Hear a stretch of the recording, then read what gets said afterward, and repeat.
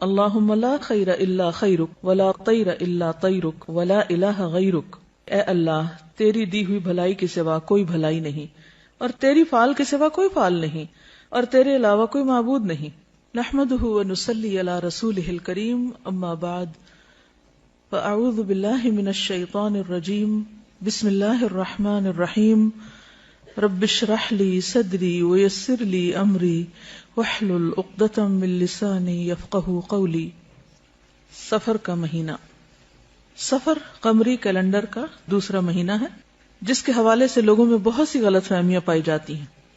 ایک طرف اس کے ساتھ بہت سی توہمات اور بدشگونیاں وابستہ کر لی گئی ہیں، اور دوسری طرف ان کے خود ساختہ حل بھی تلاش کر لیے گئے ہیں. مثلاً اس مہینے میں شادی نہ کرنا، چنے ابال کر محلے میں بانٹنا کہ ہماری بلائیں دوسروں کی طرف چلی جائیں، آٹے کی 365 گولیاں بنا کر تالابوں میں ڈالنا تاکہ بلائیں ٹل جائیں اور رزق میں ترقی ہو، 311 یا زیادہ بار سورۃ مزمل کا پڑھنا، اس مہینے کو مردوں پہ بھاری سمجھنا، اور اس کی 13 تاریخ کو منحوس سمجھنا جس کو 13 تیزی بھی کہا جاتا ہے. لیکن حقیقت یہ ہے کہ ان باتوں کی ہمارے دین میں کوئی حیثیت نہیں، کوئی حقیقت نہیں ہے. یہ سب لوگوں کے اپنے ذہن کی خود ساختہ باتیں ہیں. انسان کے اصل نفع نقصان کا مالک کون ہے؟ اللہ رب العزت، اور ہمارا اس پر بھرپور یقین ہونا چاہیے.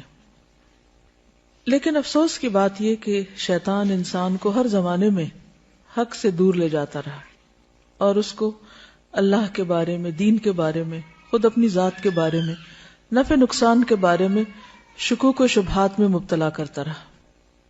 اس لیے ہم دیکھتے ہیں کہ ہم سے پہلے اہل کتاب کے اندر بھی بہت سی ایسی چیزیں پائی جاتی تھیں. مثلا قرآن مجید کی ایک آیت ہے سورۃ النساء آیت 51.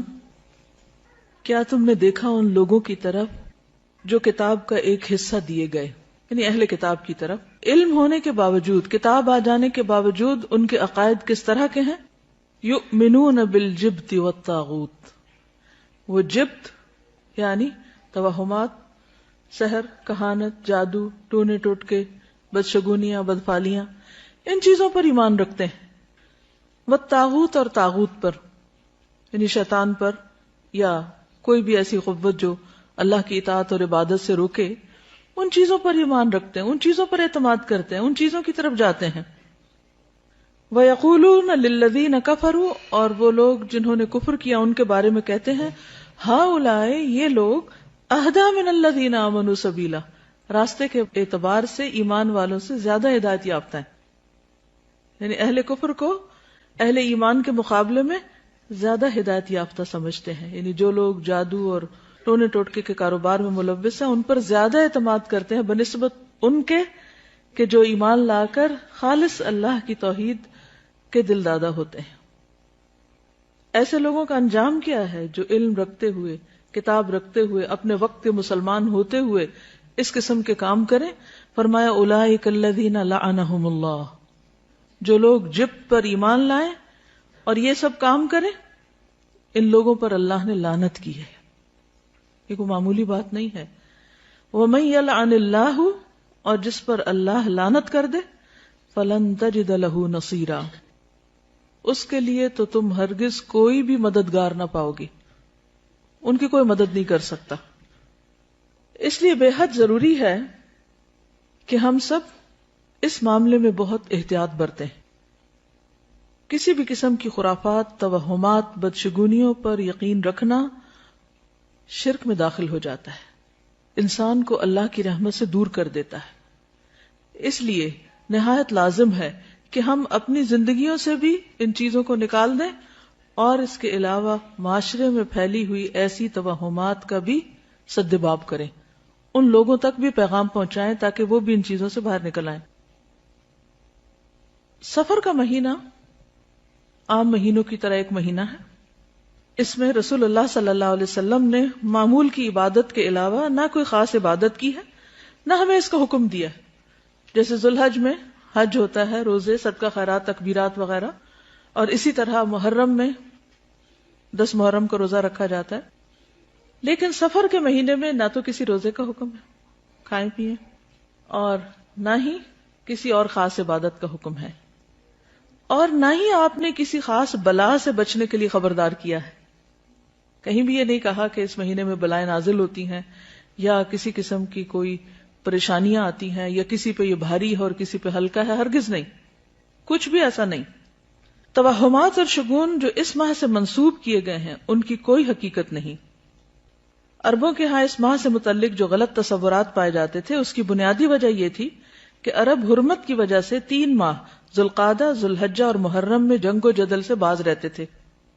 جنگ نہیں کرتے تھے کیونکہ وہ حرام مہینے تھے، اور انتظار کرتے کہ یہ پابندیاں ختم ہو تو وہ نکلیں اور لوٹ مار کریں جو ان کا پیشہ تھا.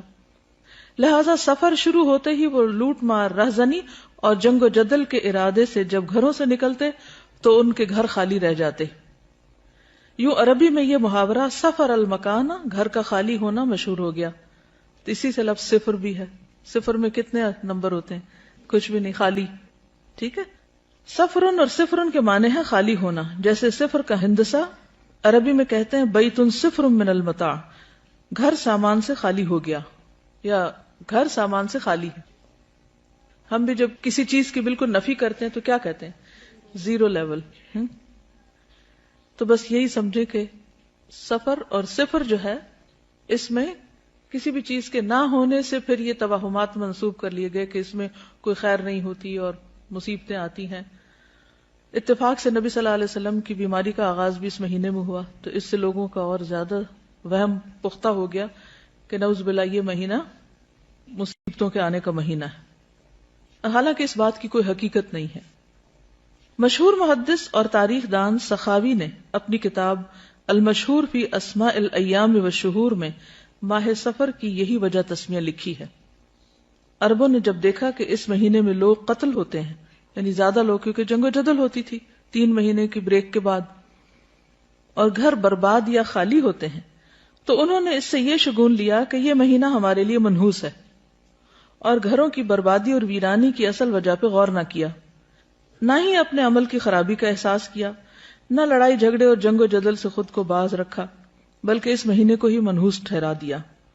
جبکہ نحوست کے بارے میں قرآن مجید میں ارشاد ہے وَكُلَّ إِنسَانٍ أَلْزَمْنَاهُ طَائِرَهُ فِي عُنُقِهِ وَنُخْرِجُ لَهُ يَوْمَ الْقِيَامَةِ كِتَابًا يَلْقَاهُ مَنْشُورًا اقْرَأْ كِتَابَكَ كَفَى بِنَفْسِكَ الْيَوْمَ عَلَيْكَ حَسِيبًا.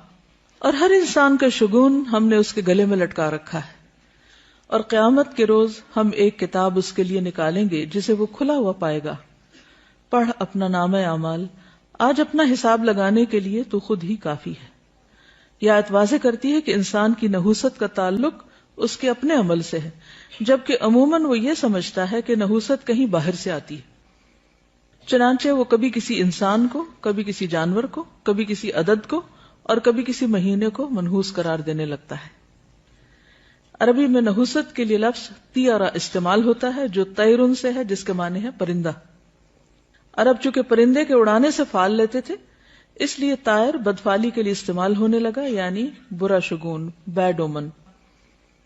اسلام میں کوئی دن، جگہ یا انسان منحوس نہیں، بلکہ دراصل وہ انسان کا اپنا طرز عمل، رویہ، اخلاق اور طریقہ ہوتا ہے جو اس کے لیے مختلف آزمائشوں کا سبب بن جاتا ہے. ارشاد باری تعالیٰ ہے ما اصابک من حسنۃ فمن اللہ وما اصابک من سیئۃ فمن نفسک. کوئی بھلائی جو تمہیں پہنچے تو وہ اللہ کی طرف سے ہے، اور کوئی برائی جو تمہیں پہنچے وہ تمہارے اپنے نفس کی طرف سے ہے. تو اس سے کیا پتہ چلتا ہے کہ برا شگون یا کوئی بری چیز باہر سے نہیں، خود انسان کے اپنے اندر سے آتی ہے. آپ نے دیکھا ہوگا کہ کچھ چہرے دوسروں کے مقابلے میں زیادہ خوبصورت ہوتے ہیں. عام طور پر لوگ میک اپ کر کے یا ظاہری کچھ خوبصورتی کی وجہ سے کوئی معیار مقرر کر لیتے ہیں خوبصورتی کے، اور اس کے مطابق لوگوں کو جانچتے پرکھتے ہیں.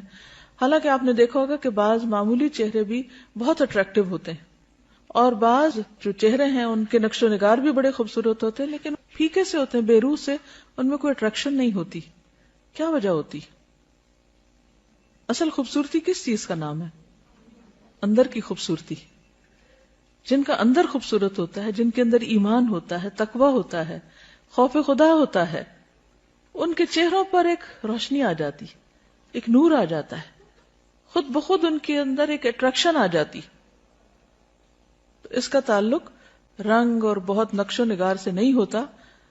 وہ اپنی جگہ سمجھے 5-10% یا چلے 50% ہی کہہ لیں کہ اس کا ایک حصہ ہو سکتا ہے، لیکن جو باقی حصہ ہے وہ انسان کے خیالات، اس کی سوچیں، اس کا کسی بھی چیز کو اپروچ کرنے کا جو انداز ہے یا اس کی نظر ہے یا اس کے جو اعمال ہیں وہ اس کے لیے خوبصورتی کا ذریعہ بنتے ہیں. جب کسی انسان کے اندر سخت مزاجی ہوتی تو کیا اس کے چہرے سے نظر آتی؟ نرمی چہرے سے جھلکتی، محبت چہرے سے جھلکتی. یہ سب چیزیں دنیا میں بھی عیاں ہو جاتی ہیں. اور قیامت کے دن بھی کیا ہوگا؟ یوم تبیض وجوہ وتسود وجوہ. بعض لوگوں کو آپ دیکھیں تو ان کی آنکھیں خوفناک سی ہوتی ہیں، بعض لوگوں کی آنکھیں چمکتی ہوتی ہیں، حتیٰ کہ بچوں میں بھی آپ یہ چیز نوٹ کر سکتے ہیں. کچھ آنکھیں بالکل اداس اور ویران ہوتی ہیں، اور عموماً وہ ان کے اندر کے ڈپریشن یا اس خوف کو جو ان کے اندر کہیں جمع ہوا ہے اس کو ظاہر کر رہی ہوتی. جب انسان کے اندر ایک بیزاری ہوتی ہے، گھٹن ہوتی ہے، وہ بھی چہروں سے نمایاں ہوتی. تو اگر آپ واقعی دنیا اور آخرت میں خوبصورت لگنا چاہتے ہیں تو اپنے اندر کو خوبصورت کر لیں، اپنے اندر مثبت سوچیں لائیں. اصل ایمان کیا ہے؟ اصل حیا کیا ہے؟ کہ انسان صرف ظاہر میں کچھ مصنوعی اپنے اوپر چیز نہ ڈال لے، بلکہ اس کے اندر حیا ہو، اس کے سر میں جو خیال آ رہے ہیں اور اس کے دل میں جو کیفیات ہیں اس کے بارے میں وہ کانشیس ہو کہ وہ کیا سوچتا رہتا ہے، کیا دیکھتا ہے، کیا چیز اس کے نزدیک اہمیت ہے. جو لوگ مطلبی ہوتے ہیں، دنیا پرست ہوتے ہیں، خود غرض ہوتے ہیں، لالچی ہوتے ہیں، ان کے چہرے بھی عیاں ہوتے ہیں، وہ بھی چہروں پہ آ جاتا ہے. اور جن کے اندر استغنا ہوتی ہے، عاجزی ہوتی، وہ بھی عیاں ہو جاتی. انسان کا چہرہ جھوٹ نہیں بولتا، انسان زیادہ کچھ چھپا نہیں سکتا. تو چہرے کی فکر کم کیا کریں اور زیادہ فکر اپنے دل کی. محبت، نفرت، غم، خوشی، فکر، پریشانی، ہر چیز سامنے آ جاتی ہے. آپ نے کبھی دیکھا ہوگا کسی محفل میں کوئی شخص اپنے خیالوں میں کھویا ہوا اور وہ لاسٹ ہو تو باقی لوگ نوٹ نہیں کر رہے ہوتے کہ اس کو کیا ہے. اگر آپ تھکے ہوئے تو لوگ آپ کو فوراً بتا دیتے ہیں آپ کو کیا. اگر آپ بیمار ہو تو بھی آپ کے چہرے سے پتہ چل رہا ہوتا ہے. کوئی اٹینٹو ہو تو بھی نظر آ رہا ہوتا ہے، اور کوئی بیزار بیٹھا ہو تو بھی نظر آ رہا ہوتا ہے. سب کیفیات جھلکتی. تو اس لیے کل انسان الزمناہ طائرہ فی عنقہ، یہاں گلے میں لٹک رہا ہے اس کا نام ہے اعمال. ٹھیک ہے نا؟ وہ کون ہے، اس کی پہچان اس کے گلے میں پڑی ہوئی ہے. کل انسان الزمناہ طائرہ فی عنقہ وَنُخْرِجُ لَهُ يَوْمَ الْقِيَامَةِ كِتَابًا يَلْقَاهُ مَنْشُورًا. اس کا نام اعمال اس کے سامنے ہوگا. اقرا کتابک، یہ سوچتے تھے، یہ نیت تھی، یہ تمہارے خیالات تھے، یہ تمہاری ڈیزائرز تھیں، یہ تمہاری تمنائیں اور آرزویں تھیں، یہ دیکھ لو. اقرا کتابک وحصل ما فی الصدور، جو سینوں میں وہ بھی نکال کے سامنے رکھ دیا جائے گا. اس لیے بہت زیادہ فکر کیا کریں اندر دل کی. وہاں نفاق ہے یا شک ہے یا حسد ہے یا بغض ہے یا نفرت ہے، کچھ بھی ہے، اس کو نکال باہر پھینکے. کیونکہ قد افلح من تزکا وذکر اسم ربہ فصلی بل تؤثرون الحیاۃ الدنیا والآخرۃ خیر وابقی. دنیا کے سارے غم اور پریشانیاں یہی رہ جائیں گے. اصل فکر بس آخرت کی لگا لے. ایک فکر ہر فکر سے بے نیاز کر دے گی، ہر فکر کو کاٹ دے گی، اور وہ فکر آخرت ہے. تقوی میں، اللہ کے ڈر میں دنیا اور آخرت کی ساری مشکلات کا حل ہے. اللہ کا وعدہ ہے، اللہ نے اہل کتاب سے وعدہ کیا تھا کہ اگر وہ اپنی کتاب کو قائم کرتے، اس پر عمل کرتے تو لَأَكَلُوا مِن فَوْقِهِمْ وَمِن تَحْتِ أَرْجُلِهِمْ، آسمان سے بھی رزق برستا، پاؤں کے نیچے سے بھی نکلتا. رزق کی تنگی فراوانی یہ سب بھی اللہ کے ڈر کے ساتھ. اللہ سے ڈرنے والے بن جائیں، گناہوں سے بچیں، ساری مشکلات آسان ہو جائیں گی. لیکن یہ نقطہ ہمیں سمجھ میں نہیں آتا. انسان کے رزق میں رکاوٹ اس کے اپنے گناہوں کی وجہ سے ہوتی، انسان پہ حالات کی تنگی اس کے اپنے گناہوں کی وجہ سے ہوتی ہے. تو ہم سب کو نحوستیں باہر سے نہیں اندر سے دیکھنی چاہیے. سب سے بڑی نحوست گناہوں کی نحوست ہے, اللہ کی نافرمانی کی نحوست ہے. جس جگہ پر نماز نہ پڑھی جائے وہ جگہ منحوس ہو جاتی. تو یہ دیکھیں کہ کہاں گناہ ہو رہے ہیں. اگر ہمارے گھروں میں ہر وقت میوزک بج رہا ہے, رحمت کے فرشتے کہاں سے آئیں گے؟ ہر طرف تصویریں لٹک رہی, رحمت کے فرشتے کہاں سے آئیں گے؟ خیر و بھلائی کہاں سے ہوگی؟ اگر رشوت کا مال آ رہا ہے, سود کا مال آ رہا ہے, حرام مال آ رہا ہے, کسی یتیم کی غصب کی زمین پہ گھر بنا کے رہ رہے ہیں, رحمتیں کہاں سے برسیں گی؟ نحوست تو یہ ہے, ان خرابیوں کی نحوست ہے, ان حرام کاریوں کی نحوست ہے جس کو ہم نہیں سمجھ پاتے, اور ہم بلیم کرتے ہیں دوسروں کو. اس نے نظر لگا دی, اس کا قدم ایسا پڑ گیا, فلاں کی وجہ سے مصیبت آ گئی. مصیبتیں اندر سے اٹھتی ہیں, ان کی فکر کرنے کی ضرورت ہے. ہر گندگی کو اپنے اندر سے نکالنے کی ضرورت ہے, چاہے وہ شرک کی گندگی ہو, جو قرآن مجید میں آتا ہے نا, فَاجْتَنِبُوا الرِّجْسَ مِنَ الْأَوْثَانِ, بتوں کی گندگی سے بچو. اگر گھر میں بت رکھے ہوئے ہم نے تو نحوست تو آئے گی, رحمت کہاں سے آئے گی؟ تو عربوں کے ہاں عموماً جب فال لیتے تھے تو پرندوں سے لیتے تھے. تو ایسا شخص جو برا شگون لے, اس کے بارے میں آپ نے فرمایا, من ردته الطيرة من حاجة فقد أشرك. قالوا يا رسول الله ما كفارة ذلك؟ قال ان يقول احدهم اللهم لا خير الا خيرك ولا طير الا طيرك ولا اله غيرك. جو شخص کسی سے بدفعلی پکڑ کر اپنے مقصد سے لوٹ آیا, اس نے شرک کیا. صحابہ کرام نے پوچھا, اللہ کے رسول صلی اللہ علیہ وسلم اس کا کفارہ کیا ہوگا؟ فرمایا, وہ کہے, اے اللہ تیری دی ہوئی بھلائی کے سوا کوئی بھلائی نہیں, اور تیری فعال کے سوا کوئی فعال نہیں, اور تیرے علاوہ کوئی معبود نہیں. اب یہ شرک کیسے ہوتا ہے؟ مثال کے طور پر ایک شخص گھر سے نکلا, کالی بلی راستہ کاٹ گئی, تو اس نے اسے منحوس سمجھا اور وہ گھر واپس آ گیا, کام کے لیے گیا ہی نہیں. تو میں نے کالی بلی دیکھ لی تھی, وہ آگے سے گزر گئی تھی, تو میں نے سوچا کہ اب میرا کام ہوگا نہیں, اس لیے میں واپس آ گیا. یہ شرک ہے, یہ شرک ہے. اور یہ اس قسم کا شرک ہے کہ جس کو ہمارے معاشرے میں کھیل مذاق کے طور پہ لیا جاتا ہے, ان کو برا بھی نہیں سمجھتا. لوگ ایک دوسرے کے سامنے ایسی باتیں کھلے عام مجلسوں میں کر رہے ہوتے ہیں, اور کوئی کسی کو روکتا ہی نہیں ہے, اور کوئی احساس بھی نہیں کرتا کہ وہ کس قسم کا جملہ بول رہا ہے. بظاہر یہ ایک معمولی سی بات ہے, مگر حقیقت میں یہ شرک ہے, کیونکہ کسی بھی شخص کا نفع یا نقصان بلی کے ہاتھ میں نہیں. اکثر ایسا ہوتا ہے کہ اپنی لاپرواہی کی وجہ سے کوئی کام خراب ہو جاتا ہے, اور شیطان ہمیں سجاتا ہے کہ یہ ساری خرابی فلاں کی وجہ سے ہوئی, ہم اس کو بلیم کرنے لگتے ہیں. آج صبح صبح اس کا منہ دیکھ لیا تھا, اس لیے فلاں اور فلاں کام خراب ہو گیا. یہ جملہ بھی نہیں بولنا چاہیے. اسی طرح آنکھ پھڑکنے سے خوف زدہ ہو جانا, یہ ہاتھ میں کھجلی ہونے سے امید لگا بیٹھنا کہ آج مال ملے گا, یہ جوتے پہ جوتا آ گیا تو سفر پیش آئے گا.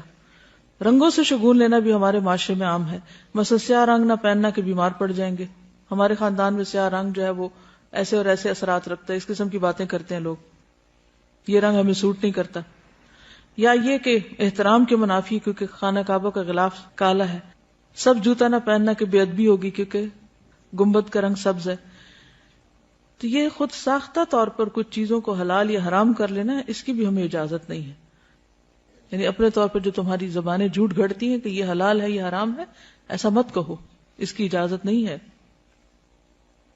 یہ سب وسوسے اور توہمات ہیں جن کی حقیقت اس کے سوا کچھ نہیں کہ شیطان انسان کو شرک میں مبتلا کر کے اس کے اعمال ضائع کروائے. یہ سب شیطانی حربے ہیں. یہ توہمات اور بدشگونیاں انسان کو اندر سے کمزور کر دیتی ہیں. انسان پھر کون سا کام کر پائے گا کہ اگر ہر چیز کے ساتھ اس نے کوئی نہ کوئی فکر باندھی ہوئی یا کوئی وہم کرتا ہے. اس کے برعکس اللہ کی ذات پر ایمان اور توکل انسان کو جرت, بہادری اور اعتماد دیتا ہے, اسے جینے کا ڈھنگ سکھاتا ہے. چنانچہ ایسے کسی بھی خیال کو دل سے نکال کر اللہ پر توکل کرتے ہوئے اپنا کام جاری رکھنا چاہیے. عبداللہ بن مسعود سے روایت ہے کہ رسول اللہ صلی اللہ علیہ وسلم نے فرمایا, الطیرۃ شرکن الطیرۃ شرکن ثلاثا, یعنی 3 بار فرمایا.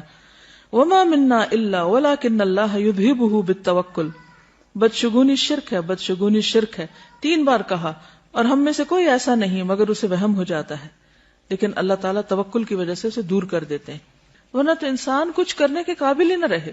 تو اصل نفع اور نقصان اللہ کے ہاتھ میں ہے. یہی چیز انسان کی توحید کو پختہ کرتی ہے. علیہ توکلت و الیہ انیب. آج کے لیے اتنا ہی کافی ہے.